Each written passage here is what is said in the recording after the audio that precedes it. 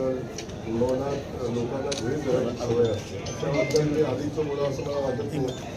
कारण सध्या जमाना बॉबलचा आहे, त्यातून सामान्य माणसाची मतं, सामान्य माणसाच्या भावना, सामान्य माणसाचं सध्या काय चाललंय याच्या संदर्भात बघायची त्यांची दृष्टी आता बाहेर गेलेली आहे. त्यामुळे त्याला अधिकचं मला त्याला महत्त्व देणं मला योग्य वाटत नाही. एक सांगेन असे अदृश्य शक्तीचे प्रयोग करणारे आता अदृश्य झालेले आहेत. त्यांचं या जिल्ह्यातलं अस्तित्व हे पडलेली मतं हे त्यांच्या कर्तृत्वाने पडलेली नाही.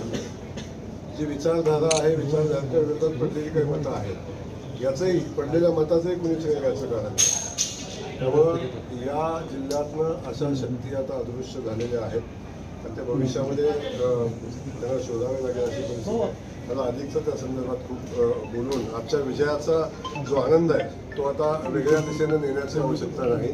मी पुन्हा भारतीय जनता पक्ष, खास करून राजाभाऊ जो एक आमचा लढवय्या बाजी प्रभू ज्या कार्यकर्त्याला आम्ही समजतो असा राजाभाऊ या निवडणुकीमध्ये उभे राहिले, ज्यांनी पक्षासाठी, नेतृत्वासाठी त्यागाची भूमिका घेतली आणि वेळ पडेल तेव्हा बाजीप्रभूसाठी खिंड लढवण्याची भूमिका घेतली. अशा एका माझ्या सहकार्याला आम्ही न्याय देऊ शकलो. देवेंद्रजींचं मनापासून धन्यवाद, भारतीय जनता पक्षाचं मनापासून धन्यवाद आणि मतदाराचं मनापासून धन्यवाद. आणि आता राजाभाऊ एकदा सन्मानानं आता विधान भवनामध्ये जातील आणि पुन्हा एकदा जनतेच्या सेवेसाठी आपल्या सगळ्यांच्यामध्ये असतील.